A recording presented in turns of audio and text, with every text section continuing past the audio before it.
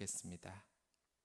이 다이아몬드 목걸이에 플렉스 시계, 샤넬 가방을 메고 이 벨틀리를 몰고 다니는 유명 래퍼가 입버릇처럼 하는 말이 있습니다. 플렉스 해버렸지 뭐얌. 이 플렉스, 이 단어는 정말 우리 실생활에서 이제 유행하는 단어가 됐습니다. 이 단어가 뭐냐면 정말 알아듣기 힘든 현란한 랩에 화려한 댄스가 나오는 영상들, 아니면 성공한 사람이 기사 댓글들에서 이런 플렉스라는 단어가 정말 의미 없는 것처럼 나열되는 경우를 여러분들 본 적이 있을 겁니다. 혹시 이 말이 어떨 때 사용해야 되는지 여러분들 그 의미가 궁금하시지 않습니까? 일단 이 플렉스라는 어원을 한번 살펴보면 이 플렉스는 원래 영어 단어로서 몸을 구부리다, 준비 운동을 하다, 몸을 풀다 같은 뜻을 가지고 있습니다. 그런데 이 단어가 미국 힙합 문화로 들어오면서 자기 자랑을 한다는 의미로 쓰이게 되었습니다. 조금 더 쉽게 말을 해보자면 이 힙합 배틀 같은 것을 하면서 가볍게 내 자랑부터 시작을 해볼까? 이 정도쯤이야. 나에겐 별거 아니야. 부럽지? 너는 이런 거 못하지? 하면서 자기 자랑을 하면서 상대의 질투심을 유발하여 내가 상대보다 더 우월한 위치에 있음을 표현하는 말이라고 할 수 있습니다. 그와 비슷하게 쓰이는 말이 바로 스웩이라는 말입니다. 원래 이 연어 단어의 뜻은 훔칠 문건, 나의 것, 이 정도로 쓰이는 단어로서 세익스피어가 만들어낸 단어입니다. 이 단어 또한 힙합에서 널리 쓰이면서 요즘 세대들 사이에서도 일종의 당연한 유행이 되었습니다. 마찬가지로 이 래퍼들이 자기의 노력과 능력으로 벌게 된 돈이나 이 명품을 자랑할 때 쓰는 말이 되었습니다. 이 플렉스라는 말을 연구했던 한 박사님은 이렇게 조사를 했습니다. 이 최근에는 그저 멋지다, 부럽다, 대단하다 정도의 의미로 쓰이고 있는데, 일단 이런 단어들이 널리 쓰이게 된 이유가 무엇이겠습니까? 그것은 일단 대한민국에 이 힙합이 크게 유행을 했기 때문입니다. 그 유명한 힙합 배틀 프로그램에서는 매년 시즌을 거듭하여 진행이 되고 있습니다. 아마 이러한 힙합 관련 콘텐츠가 점점점 인기를 얻고 있는 것 같습니다. 그런데 언뜻 듣기에는 참 이해가 안 되는 문화 같기도 합니다. 어째서 돈을 많이 벌었다든지 명품을 갖게 되었다든지 내가 너보다 성공했다는 식으로 상대의 자존심을 뭉기려고 하는지 우리나라 사람들은 잘 이해가 안 되기도 합니다. 사실 이 힙합이라는 것은 미국의 슬럼가에서 흑인들이 발전시킨 문화입니다. 그들 대부분은 어떠한 생활을 해야 하느냐? 대부분 어려운 가정 생활을 해왔습니다. 그래서 미국의 래퍼들, 흑인 래퍼들의 영상을 보면 가난한 어머니에게 깜짝 선물을 드린다며 이 돈다발을 꺼내어 흔들어 보여주는 일이 있었습니다. 이 어머니는 눈물을 터뜨리기도 하고 그렇게 차별과 억압을 받았던 어려운 환경에서 성공까지 간 역경의 세월이 정말 느껴져 보는 사람들이 다 감동을 느끼기도 합니다. 이렇게 자기의 자랑을 성공하면서 어디까지나 자기 자신의 능력과 노력으로 이 성공을 과시하는 플렉스 문화, 우리에겐 아직 생소하지만 정말 새로운 문화 같지 않으십니까? 이와 비슷하게 일부 전문가들은 금수저가 아니면 출세나 성공은 어렵다고 생각하는 이 요즘 젊은이에 대한 생각이 당시 흑인들의 생각과 굉장히 비슷하다는 걸 우리는 알 수 있습니다. 그렇습니다. 한편으로는 이러한 힙합의 정서가 이 밀레니엄 세계관과 딱 맞아 떨어지는 때도 있었다고 볼 수가 있는 것입니다. 이 밀레니얼 세대는 어렸을 때부터 개인의 능력을 무엇보다도 강조합니다. 이 세상의 인맥이나 꽉 막힌 그런 신분 제도가 아니라 개인의 노력과 능력이 무엇보다 중요하다. 그것을 강조하고 추구한 세대로 이 플렉스 문화를 받아들이기 시작한 겁니다. 그래서 정말 이 TV를 보면 내가 플렉스했지 뭐얌 하면서 자신의 부를 과시하는 사람들이 많아졌습니다. 그러나 이것을 보는 우리들에게는 한 가지 문제점이 있습니다. 내가 과연 이렇게 플렉스를 할 만한 사람이냐고. 제가 예전에 발표를 하려고 준비를 했을 때입니다. 그때 모든 사람이 주어진 시간 내에 사람들 앞에서 스피치를 해야 한다는 것이었습니다. 교회에서는, 그 대형교회에서는 성공한 사람들이 대단히 많았습니다. 보면은 정계에 진출한 사람들도 있었고 사업에 성공한 사람들도 있었습니다. 카이스트를 다니는 대학생들도 있었고, 그리고 하버드에서 이 졸업을 한 사람들도 있었습니다. 그런데 이렇게 간증이 차례차례 주어지는데 어느 날 목사님에게 여성 한 분이 찾아와서 말을 하는 겁니다. 아이고 목사님, 저는 정말 이 사람들 앞에서 간증할 이야기거리가 전혀 없어요. 저에겐 이야기거리가 없어요 라고 말하는 겁니다. 그러자 이 목사님이 물었답니다. 할 얘기가 왜 없습니까? 그러자 이 주부인 이 여성 신도님이 이런 말씀을 하는 겁니다. 저와 함께 강연을 하는 사람들 한번 보세요. 여기에는 서울대 합격한 사람도 있고 사업에서 성공한 사람도 있습니다. 또한 보면 대단한 발명을 해서 정말 부자가 된 사람도 있습니다. 그런데 목사님, 저는 너무나 평범한 가정주부입니다. 저에겐 남에게 이야기할 이야기거리가 단 한 가지도 없어요. 그러면서 도저히 자신은 앞으로 나아가서 강연을 하지 못하겠다는, 이 간증을 하지 못하겠다는 말을 하는 겁니다. 이 여인의 말에는 지금 무엇이 숨겨져 있습니까? 그러니까 여기 있는 사람들은 다 플렉스할 자격이 있는 겁니다. 좋은 대학 갔고 사업에 성공하고, 이래서 플렉스거리, 남들 앞에서 간증을 하면서 내가 이만큼 복을 많이 받은 사람이다 자랑을 할 수 있었지만, 이 여인은 자랑할 것이 단 한 가지도 없다고 생각을 한 것입니다. 이렇게 평범한 사람들은 어떻습니까? 내 삶에는 플렉스, 자랑거리가 전혀 없다는 겁니다. 아무리 많은 사람이 플렉스를 하더라도 나는 그러한 플렉스를 평생 하지 못한다는 것입니다. 본문에서도 그러한 상황에 빠진 사람이 나옵니다. 바로 요셉입니다. 이 요셉이라는 인물은 인생의 밑바닥을 경험을 해본 사람입니다. 처음엔 야곱의 아들로 나름대로 채색 옷을 입으면서 부자로 살아갔지만, 그는 형들에 의해 그 시기 질투 때문에 가장 하층민인 노예의 삶을 살게 됩니다. 그뿐이 아닙니다. 노예에서 더 비참한 삶이 있겠습니까마는 실제로 요셉은 더 밑바닥까지 떨어지고 맙니다. 남자로서는 최악이라고 할 수 있는 강간 미수범으로 누명을 쓰고 감옥에 갇혀버리고 만 겁니다. 우리나라에서 성추행범이 어떤 취급을 받습니까? 이제 발찌를 차고 더 이상 일반적인 인간으로 대우를 해주지 않습니다. 예전에 제가 이 과외를 할 때 그걸 나라에 보고하는 이 절차가 있었습니다.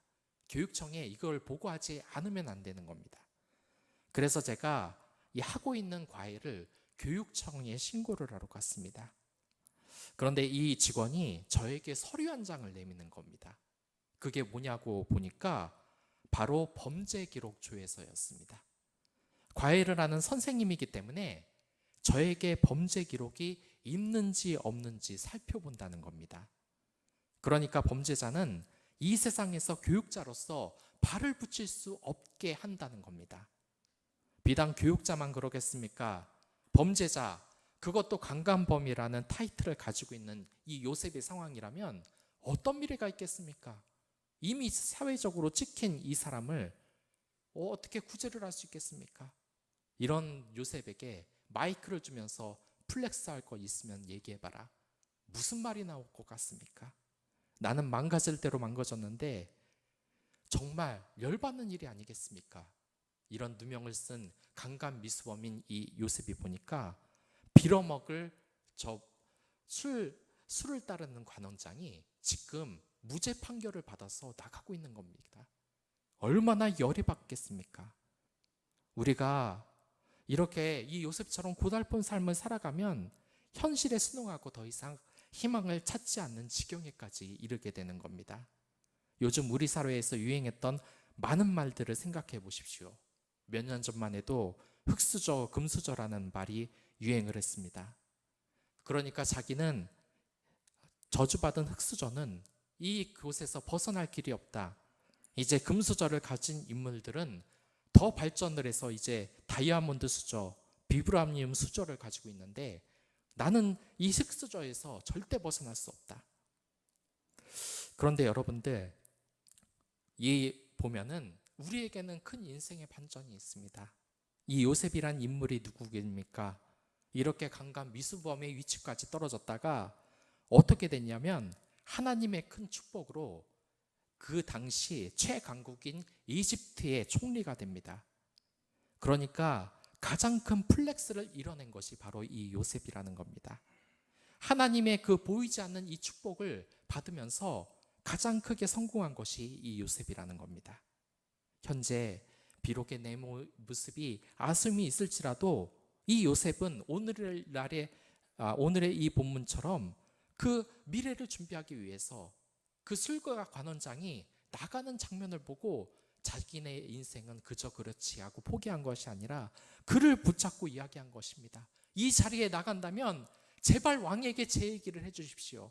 저는 죄 지은 일을 한 것이 없습니다 하면서 이 미래의 플렉스를 계속해서 포기하지 않고 준비했던 것입니다. 이렇게 요셉은 정말 똑똑한 아이이긴 했지만 사실 너무나 잘난 것이 문제였습니다. 사람들에게 공감하는 능력이 많이 떨어졌습니다.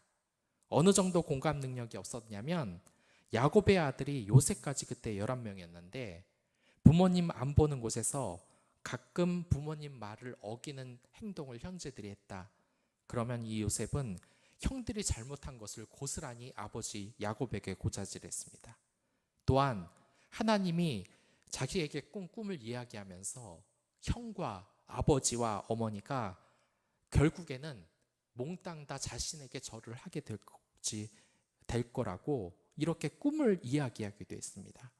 그 때문에 정말 이렇게 형제들의 미움을 받아 노예까지 강간 미수범의 위축까지 떨어지고 만 것입니다. 아무튼 이 요셉은 이 술 시종장이 그 고민을 해결해 주면서 저를 잊지 말아달라고, 너 잘났고 너 잘났다, 나는 이 위치에서 계속 산다는 것이 아니라 그 술 관원장에게 시종장님, 제 해몽처럼 일이 잘 풀려 복직이 되거든 저를 잊지 말아 주십시오. 이 몸은 히브리인의 가나안 땅에서 이곳에까지 끌려왔습니다. 저는 감옥에 갈 만한 죄를 절대 지은 적이 없습니다.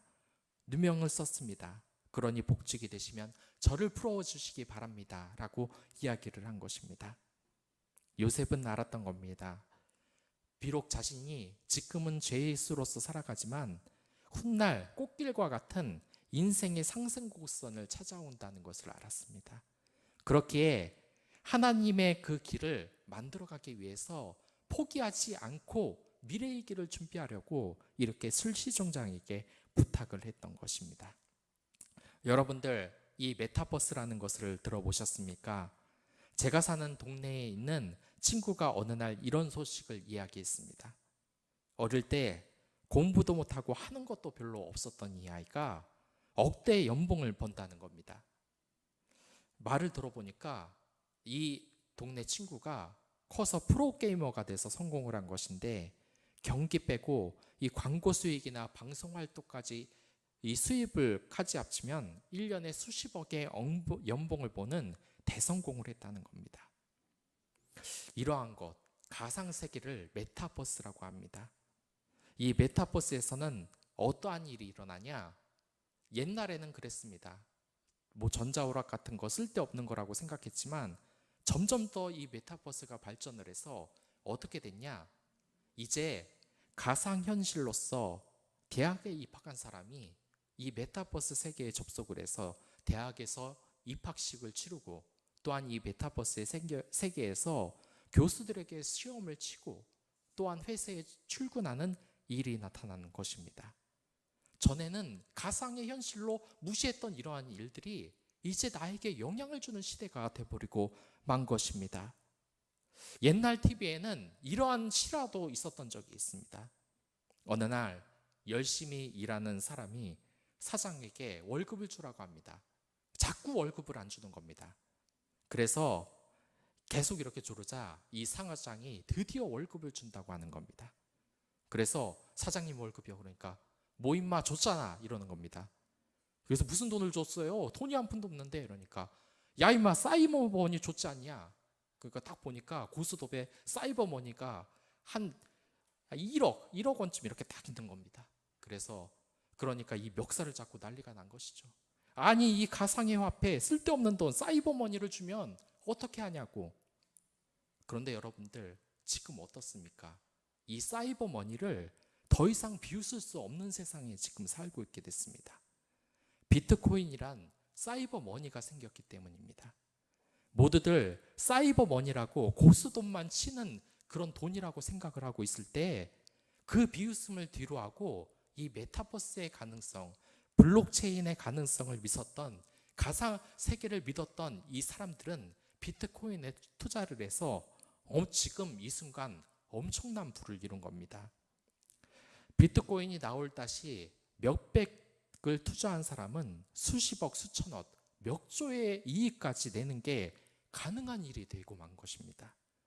사이버머니라고 고스톱 칠 때나 따는 돈이라고 비웃었는데 이 블록체인, 메타버스의 현실이 우리에게 크게 영향을 주는 것입니다.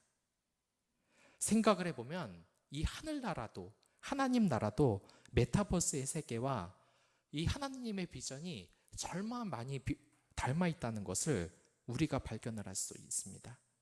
누구나 그럽니다. 메타버스 사이버머니처럼 천국의 상급을 준비하라, 선행을 해서 남들을 이웃을 도와라 하면 비웃습니다. 사이버머니 같이 고스톱 치는 돈같이 여깁니다. 천국은 없다, 하나님은 없다고 다들 비웃습니다. 그리고 옛날에도 그랬습니다. 이 극악무도한 죄를 지은 사형수에게 어떻게 했습니까?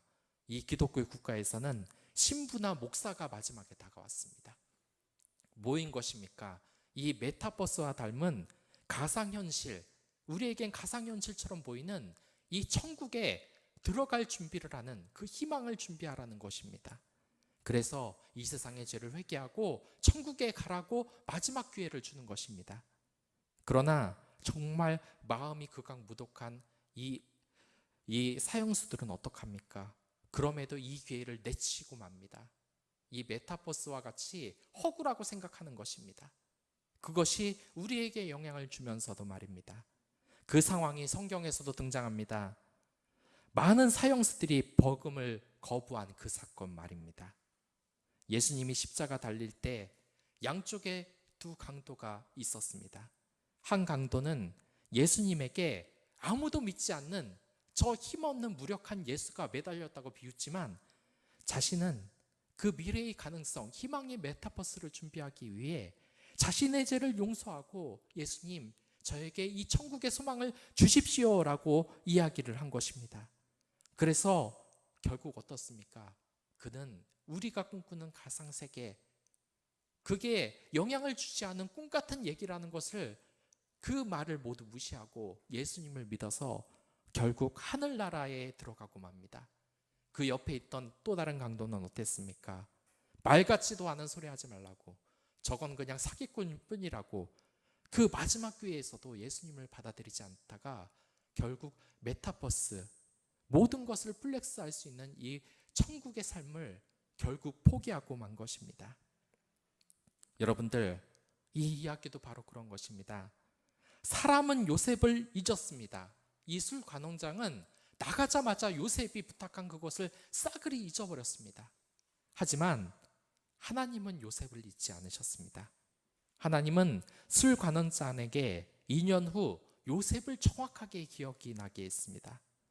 그래서 요셉은 2년 후 이 일을 계기로 이집트의 총리가 되고 만 것입니다. 세상에서 가장 큰 플렉스를 일어났던 것입니다. 여러분들, 이 사람들은 복을 받고 싶어 합니다. 밝은 미래에 꽃길을 만들어내고 싶어 합니다. 그런데 그러한 꽃길이 우리 앞에서 이 메타버스의 현실이 점점 우리에게 다가오는 것처럼 메타버스의 화폐가 우리를 풍요롭게 하고 그 세계에서 하는 대학 생활이 실제의 대학 생활이 되고 직장 생활이 직장 생활이 되는 이것을 믿지 않는 사람들이 늘어났지만 그러한 사람들이 지금 현재 자신의 삶을 바꾸지 못하는 것처럼 정말 못 살고 있는 이때에 이 하늘나라의 축복, 가상세계의 축복 같은 이것을 믿는 사람들은 결국 이 요셉과 같은 축복, 하늘나라의 축복이 결국 이행하게 된다는 것입니다. 나중에는 이 요셉은 어떤 복을 받았냐? 나중에는 이스라엘 지파로서 장자의 복을 받게 됩니다. 12지파, 야곱의 12아들 중에서 막내 11번째 아들이었는데 장자의 권한을 가지고 맙니다. 이 장자의 권한이 뭡니까? 장자는 옛날에 둘째, 셋째와는 다르게 2배의 재산을 받을 수 있었습니다. 그래서 어땠냐면 이스라엘 지파에서 한 지파가 아니라 2지파가 생겨나게 됩니다. 에브라임과 므낫세 지파가 생겨버린 것이고 가장 강력한 힘을 자랑하는 지파가 되고 맙니다. 그래서 여러분들 나중에 남유다하고 북이스라엘하고 갈라졌을 때 북이스라엘을 성경에서 뭐라 그러는지 아십니까? 에브라임이라고 그냥 부릅니다. 요셉 지파 중에 하나인 에브라임이라고 부릅니다. 요셉이 나라 하나를 갖는 축복을 지금 가졌다는 뜻입니다. 여러분들 그거 아십니까? 너는 담장 너머로 뻗은 나무 가지에 열린 열매처럼 하나님의 귀한 축복이 삶에 가득 내리게 될 거야. 이게 무슨 거냐면 야곱의 축복이란 노래입니다. 이 야곱의 축복은 여러분들 착각하시지 마시기 바랍니다. 이 야곱의 축복은 야곱이 받는 축복을 이야기하는 것이 아니라 야곱이 요셉에게 준 축복을 주는 것입니다. 보면 뭐라고 합니까? 담장 너머로 뻗은 나무라고 합니다. 너의 부가 너무나 넘쳐 흘러서 담장 밖으로 뻗어 넘친다고 합니다. 그렇게 하나님의 축복이 모두 이 요셉에게 임한다고 이야기하는 것입니다. 여러분들 플렉스 해버렸지 뭐야 하는 말은 이 요셉에게 가장 어울리는 말입니다. 그가 이렇게 플렉스를 하고 있었던 것은 자신의 가능성, 남들이 비웃었던 이 하늘나라 하나님의 이 가능성, 비전을 끝까지 부여잡고 지금처럼 매달렸기 때문인 것입니다. 여러분들 착각하지 말아야 될 것입니다. 물론 우리가 물질의 노예가 되어서는 안 되겠지만 그렇다고 하나님은 물질의 복을 나쁘다고 이야기한 적도 없습니다. 이 물질의 복을 하나님 사랑과 이웃 사랑을 위해 쓴다면 이것은 플렉스해도 되는 것입니다. 자기 힘으로 노력하여 경쟁에서 이겨서 멋진 사람이 되는 것이 이 플렉스인 이 세상에서 요셉은 하나님을 믿는 플렉스로서 이러한 것을 살아가는 겁니다. 흔히 말해서 이런 걸 능력주의라고 부르는데 지금 요셉은 이것을 하나님의 능력으로 돌리면서 이 세상에서 가장 큰 성공을 거두게 되는 것입니다. 여러분들, 그런데 이 플렉스 문화에서 우리가 주목해야 될 것이 있습니다. 플렉스가 상황에 따라 점점 발전을 하고 있다는 겁니다. 2019년대 연말 유명 연예인들이 모여서 한 소아암 재단에 1억을 기부하고 플렉스를 했다고 SNS에 자랑을 했습니다. 유튜브에 기부 과정을 실시간으로 공개를 하고 SNS에서도 자랑스럽게 오늘 하루 기분 좋게 의미 있는 플렉스를 했다고 과시를 하는 겁니다. 이제 물질만 자랑하는 플렉스가 지겨워지고 더 나은 일을 할 수 없을까? 더 나은 가치를 플렉스 할 수는 없을까 하는 사람이 늘어났다는 것입니다. 물론 이러한 것에서 비관적인 입장을 갖는 사람들도 있습니다. 최근에 오징어 게임이라는 그 동영상이 굉장히 유행을 하는데 이것이 뭡니까? 뭐 보면 아시겠지만 이 게임의 창시자가 이런 이야기를 합니다. 내가 살아보니까 이 세상에 재미있는 것이 없어. 그래서 살인 게임을 만들기로 합니다. 그러나 여러분들, 물론 이렇게 나쁜 쪽으로 갈 수는 있겠지만 이 세상의 사람들이 다 그렇지는 않은 것입니다. 이 부자들은 이제 자신의 부를 자랑하는 것이 지겨워지고 이 삶의 재미가 없어진 것을 다른 통로를 통해서 찾았는데, 바로 이웃사랑을 통해서 가난한 이웃에게 기부를 하면서 이 플렉스를 하면서 새로운 삶의 재미를 찾던 것입니다. 밀레니어들은 이 플렉스의 발언에 순기능이라며 이것에 대해서 열광적으로 반응을 하기 시작을 했습니다. 여러분들은 어떠십니까? 이 플렉스의 가치관은 과거 겸손, 겸양, 도덕, 윤리를 중시하던 우리의 사회와는 정반대가 되는 것입니다. 하지만 여러분들, 이 플렉스를 여러분들 이루시길 바랍니다.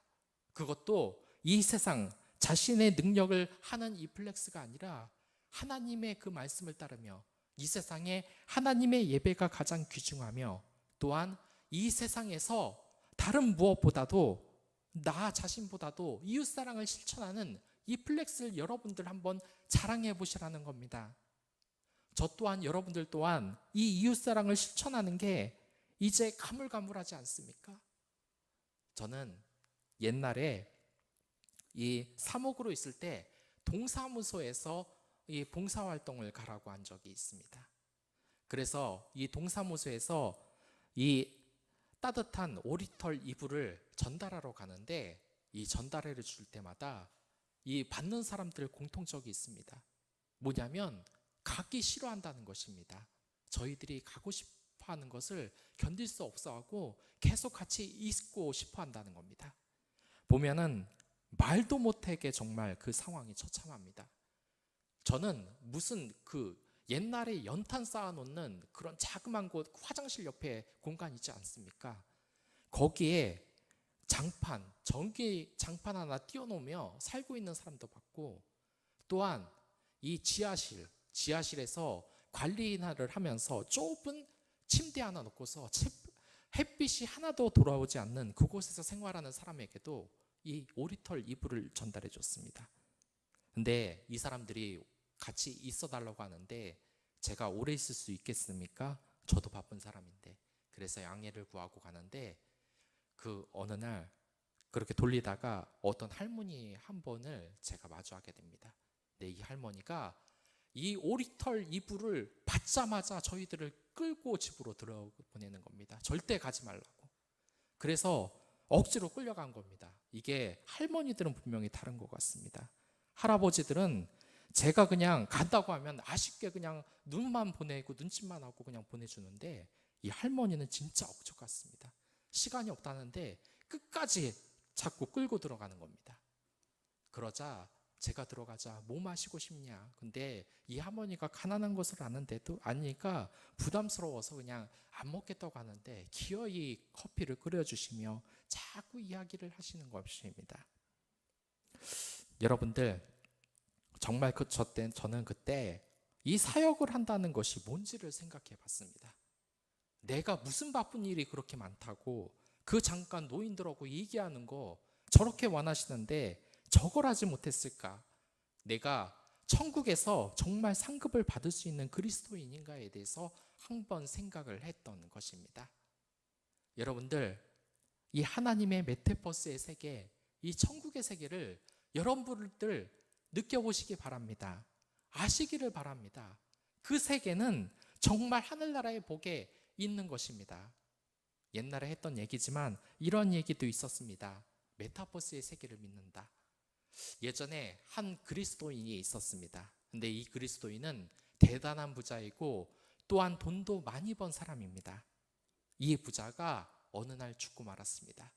이래서 이 세상을 떠나가는데 옆에 있는 천사가 물어보는 겁니다. 천국에 가기 전에 챙기고 싶은 것이 하나 있냐고, 그것을 나에게 말해달라고 하는 겁니다. 그러자 이 그리스도인은 평생 자기가 모았던, 부자로서 모았던 이 금이 너무나 아까운 겁니다. 정말 평생을 얼마나 고생하면서 모았는데 이 땅에 이 금을 놓기가 너무나 아쉬웠다는 겁니다. 그래서 이 천사에게 말합니다. 그러면 제가 이 여태까지 모았던 금을 좀 들고 가게 해주십시오. 그러자 이 천사가 허락을 합니다. 그래서 이 천사가 허락을 하나님에서 하늘나라에 올라가서 이 금보다리를 들고 천국에 가는데 눈이 부셔서 앞을 볼 수가 없는 겁니다. 보니까 이 천국의 바닥이 전부 다 금으로 되어 있는 겁니다. 여러분들, 우리가 진짜 바라야 할 것은 무엇입니까? 이 세상에 이 좁은 것을 받자고 아웅다운하는 것입니까? 아니면 하늘나라의 복을 플렉스하는 것입니까? 천국은 마치 어떤 곳이라고 합니까? 자신의 냉장고도 팔고 집 팔고 집문서도 팔고 이 천국의 복을 갖고 싶다고. 어느 날 어떤 한 사람이 그 소장농으로서 주인의 땅을 경작을 하게 됩니다. 그래서 이 주인의 땅을 경작하는데 이 경작해 보니까 갑자기 상자가 하나 나오더랍니다. 그래서 그 상자에 뭐가 들어있을까 하고 열어보니까 금은이 가득한 겁니다. 금은보화가 가득한 겁니다. 그러자 이 금은보화의 이 보물상자를 밑으로 다시 숨겨놓고 밭을 다 덮어놓고 어떻게 했냐? 그날로 자기가 가지고 있는 집하고 문서, 냉장고, 자동차 다 팔고 이 밭을 사버리고 만 겁니다. 왜 그랬냐? 이 밭에 뭐가 숨겨져 있는 것인지 알았기 때문입니다. 왜냐하면 이 고대 히브리인들은 이 땅을 사기만 하면 그 땅에 나오는 그 보물상자도 자기 소유가 되기 때문에 이 모든 집을 다 팔고 냉장고 다 팔고 해서 이 땅만 사면 그 많은 돈이 자신의 돈이 된다는 겁니다. 천국은 마치 이러한 곳이라는 것입니다. 그 복음성가가 그러한 뜻입니다. 하늘나라의 플렉스를 진정으로 아는 찬양이라고 할 수 있습니다. 우리가 이 메타버스, 희망의 메타버스를 믿어보라는 겁니다. 우리가 정말 이 비트코인 정말 다들 말하지 않습니까? 내가 10년만 젊었어도 20년만 젊었어도 비트코인에 온 재산을 다 털어가지고 지금쯤 세계적인 억만장자가 됐을 텐데, 그러나 여러분들 그보다 더 큰 플렉스가 여러분들에게 남아 있습니다. 이 하늘나라의 복이 어느 정도인지 아십니까? 이 하늘나라의 복은 어떠한 곳이냐면 여러분들이 더 이상 늙지를 않습니다.